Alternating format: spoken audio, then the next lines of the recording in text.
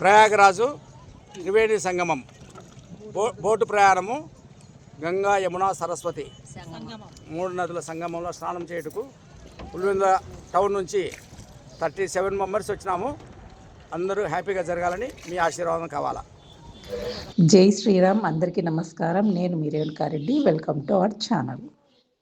మా జీవితంలో ఎప్పటికీ మర్చిపోలేని సుదూరమైన ఎక్కువ రోజులున్న ప్రయాణం గురించి మీతో పంచుకోబోతున్నాను. మనము కాశీకి సొంతంగా ఎలా వెళ్ళొచ్చు అన్నది ఈ వీడియోలో చెప్పబోతున్నాను. ఇక్కడ చూపిస్తున్నాను కదా, ఈయన వెంకట్రామరెడ్డి. ఈయన ఆధ్వర్యంలోనే మేము బంధువులము అలాగే ఫ్రెండ్స్ అందరం కలిసి 37 మందిమి కాశీకి బయలుదేరాము. కాశీకి వెళ్ళడానికి ముందు ఎక్కడికెక్కడికి వెళ్ళాలి అన్నది ముందే డిసైడ్ అవ్వాలి. కాశీలో ఒక తెలుగు ఆయన మా ఏరియాకు సంబంధించిన అంటే కడప జిల్లాకు సంబంధించిన ఒక ఆయన కాశీలో ఉండడం వల్ల అతని నెంబర్తో ఎక్కడికెక్కడికి వెళ్ళాలి అన్నది ముందే డిసైడ్ అయ్యాము. అలాగే బస్ కూడా ఆయన ప్రొవైడ్ చేస్తానని చెప్పడంతో కాశీకి ఎప్పుడు వెళ్ళాలి అలాగే అక్కడి నుంచి ఎక్కడికెక్కడికి వెళ్ళాలి అన్నది డిసైడ్ అయ్యాము. ఇక మెంబర్స్ కూడా 37 మంది దాకా అయ్యాము. అందువల్ల మాకు బస్సు సరిపోతుంది. ఇంకా తక్కువ మెంబర్స్ అయితే మినీ బస్సులు కూడా దొరుకుతాయి. కాశీకి వెళ్ళడానికి 2 నెలల ముందే ట్రైన్లో టికెట్ బుక్ చేసుకోవాల్సి ఉంటుంది. మేము వెళ్ళిన ట్రైన్ వచ్చేసి మైసూరు వారణాసి. ఈ ట్రైన్ ఎక్కాలంటే మేము గుంతకల్కు రావాల్సి ఉంటుంది. అలా గుంతకల్ నుంచి ట్రైన్ను బుక్ చేసుకున్నాము. 2వ తేదీ గుంతకల్ నుంచి ప్రయాగరాజ్ వరకు చేసుకున్నాము. ఇక రిటర్న్ వచ్చేసి జూలై 11వ తేదీ వారణాసి నుంచి గుంతకల్కు చేసుకున్నాము. ఇక మేము 2వ తేదీ పులివెందల నుంచి ఎర్రగుంట్లకి వెళ్ళి ఎర్రగుంట్ల నుంచి ట్రైన్లో గుంతకల్కి వెళ్ళాము. ఇక గుంతకల్లో రాత్రి ట్రైన్ ఎక్కాము. 3వ తేదీ అంతా అంటే 2వ తేదీ నైట్ ఎక్కితే 3వ తేదీ అంతా ప్రయాణమే ఉంటుంది. ఇక 4వ తేదీ మార్నింగ్ ప్రయాగరాజ్లో దిగాము. ప్రయాగరాజ్లో ట్రైన్ దిగేసరికి బస్సు రెడీగా ఉండింది. చెప్పాను కదండి, ఒక అతను బస్ పంపించాడు అని. ఆ బస్సులో త్రివేణి సంగమం వెళ్ళాము. यमुना सबसे ज्यादा लोथ होता है 65 फीट 70 फीट लोथ ఫీట్స్ యమునా కింద ఉందంట 65 అడుగుల లోపల. इसका colour water green water colour देखिए बाबू green. Okay Yamuna river Yamuna Ganga light brown colour इसमें फास्ट फ्लो. ఓకే गंगा उधर गंगोत्री से निकल के ऋषिकेश हरिद्वार कानपुर उधर से आती है. सरस्वती अंतरवाहिनी అంతర్ సరస్వతి అంతర్వాహిని.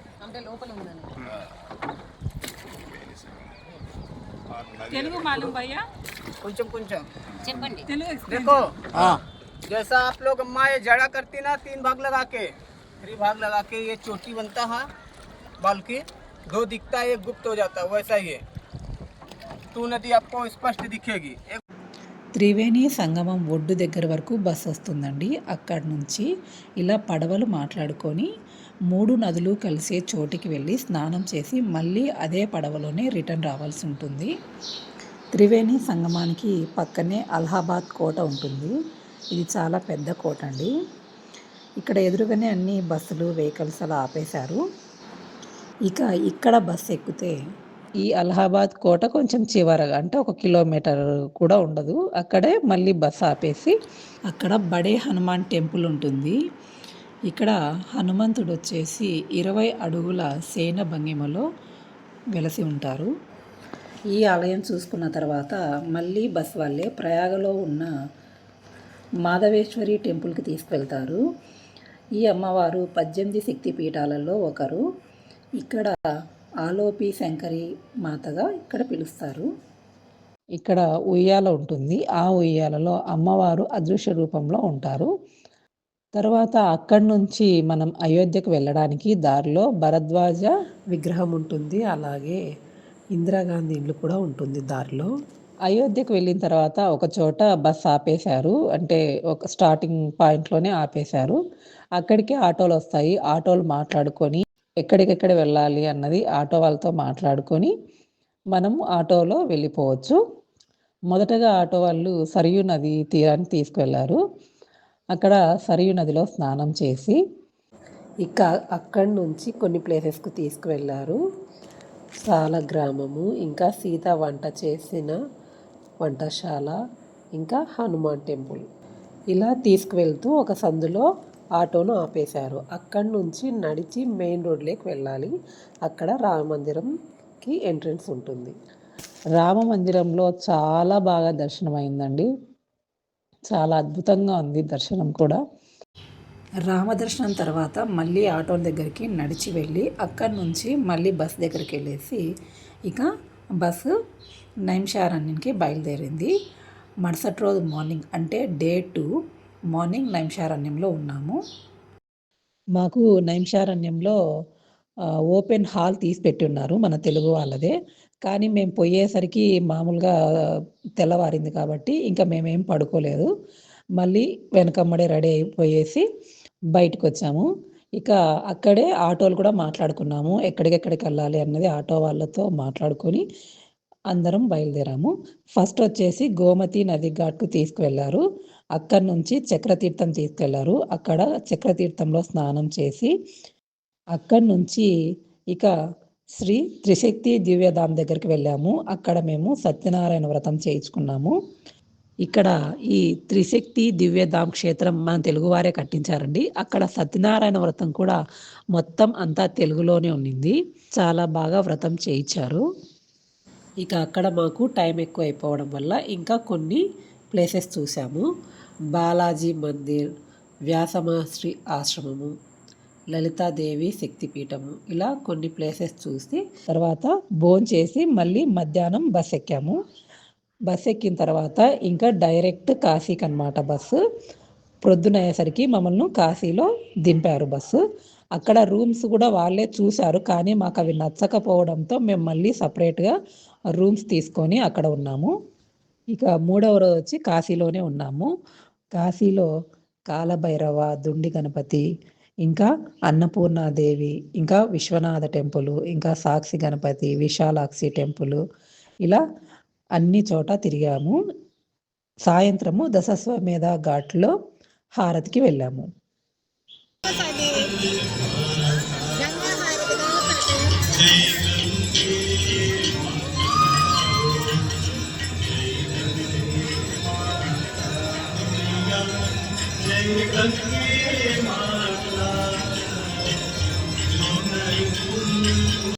ఇక రాత్రికి కాశీలోనే పడుకొని తెల్లవారుజామున అంటే 7వ తేదీ బీహార్కు బయలుదేరాము.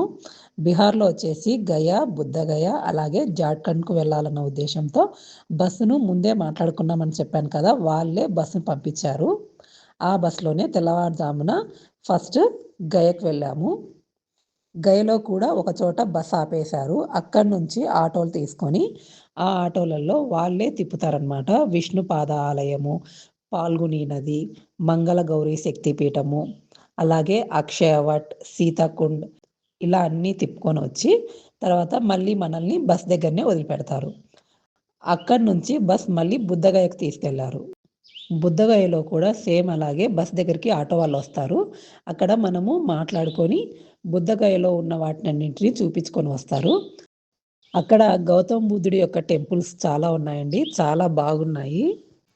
అన్నీ చూసుకొని వచ్చిన తర్వాత మళ్ళీ ఈవినింగ్కి మనల్ని బస్ దగ్గర వదిలిపెట్టేస్తారు. అక్కడి నుంచి బస్లో ఇంకా జార్ఖండ్ వెళ్ళాము. జార్ఖండ్కు రాత్రి బయలుదేరితే దాదాపు తెల్లవారేసరికి మేము జార్ఖండ్ వెళ్ళాము. జార్ఖండ్కి వెళ్ళిన తర్వాత అక్కడ కొలంలో స్నానం చేసి అక్కడి నుంచి వైద్యనాథ్ టెంపుల్కి వెళ్ళాము. అక్కడ చాలా గుళ్ళు ఉన్నాయి ఒకే చోటనే. అన్నీ చూసుకొని వచ్చిన తర్వాత మళ్ళీ మధ్యాహ్నానికి మళ్ళీ బస్ ఎక్కాము. అక్కడి నుంచి మమ్మల్ని మళ్ళీ కాశీకి తీసుకొచ్చారు. అంటే డే 5 అంతా మాకు జార్ఖండ్ సరిపోయింది. ఇక డే 6కి వచ్చేసరికి మళ్ళీ కాశీలో ఉన్నాము. ఇంకా డే 6, 7, 8 ఇలా 3 రోజులు కాశీలోనే ఉన్నాము. డే 6 వచ్చేసి కాలభైరవ టెంపుల్, మృత్యుంజయ మహాదేవ్ టెంపుల్, అక్కడే ధన్వంతరి బావి, ఇలా వెళ్ళాము. తర్వాత ఈవినింగ్కి మళ్ళీ దశస్వమేధ ఘాట్లో గంగా హారతికి వెళ్ళాము. ఇక్కడ ఒక స్వామి శంఖం ఊదారు, 7:30 నిమిషం పైనే ఊదారు.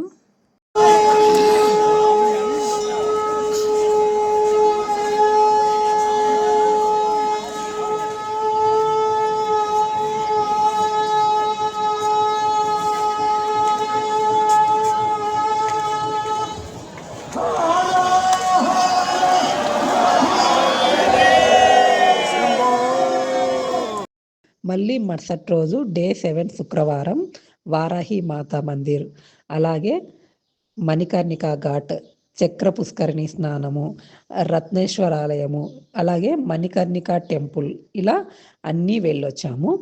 తర్వాత మళ్ళీ ఈవినింగ్ గంగా హారతికి వెళ్ళి అక్కడ బోట్లో అన్ని ఘాట్లు బోట్లోనే చూపిస్తారు ఒకేసారి.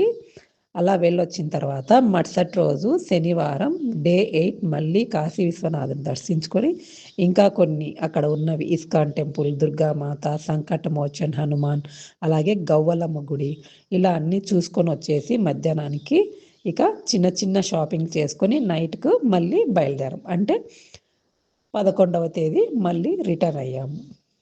11వ తేదీ రాత్రి వారణాసిలో ట్రైన్ ఉంది గుంతకల్కి. ఇక 11 నైట్ బయలుదేరితే 12 మొత్తం ప్రయాణము. 13 మార్నింగ్ మేము గుంతకల్కి వచ్చాము. గుంతకల్ దిగేసరికి రెడీగా 2 ట్రైన్స్ ఉన్నాయి ఎర్రగుంట్లకు రావడానికి. ఒక ట్రైన్ జస్ట్ కొంచెం టైం ఉండడం వల్ల టికెట్ తీసుకోలేమన్న ఉద్దేశంతో అది మిస్ చేసుకున్నాము. తర్వాత 1 అవర్ లేటుగా ఉన్న ట్రైన్కి టికెట్ తీసుకొని అక్కడి నుంచి ఎర్రగుంట్లకు వచ్చాము. అక్కడి నుంచి పులివెందులకు వచ్చేసాము. జార్ఖండ్లోను అలాగే కాశీలో వీడియోస్ తీయలేదు, అందుకే ఇక్కడ అవి యాడ్ చేయలేదు. మేము కాశీ నుంచి వెళ్ళడానికి బస్సు అలా ముందే మాట్లాడుకున్నామని చెప్పాం కదా, అలా ముందే మాట్లాడుకోకపోయినా కానీ కాశీకి వెళ్ళిన తర్వాత అయినా అక్కడ మన తెలుగువారికి సంబంధించిన ట్రావెల్స్, హోటల్స్ అలా చాలానే ఉన్నాయి. అక్కడి నుంచి కూడా వాళ్ళతో మాట్లాడుకొని మనం వెహికల్ తీసుకెళ్ళచ్చు. ఇంకా ఇక్కడ కాశీలో ఫుడ్ దొరకదు, అంటే మన రైస్ దొరకదు అని అంటూ ఉంటారు, కానీ బాగా దొరుకుతుందండి. ఫుడ్ కూడా బాగుంటుంది. మన తెలుగువారి హోటల్స్ కూడా ఉంటాయి. ఓకేనండి, ఈ వీడియో మీకు యూస్ఫుల్ అవుతుంది అనుకుంటున్నాను. ఈ వీడియో నచ్చినట్టయితే లైక్ చేయండి, షేర్ చేయండి, అలాగే సబ్స్క్రైబ్ చేసుకోండి. Thanks for watching.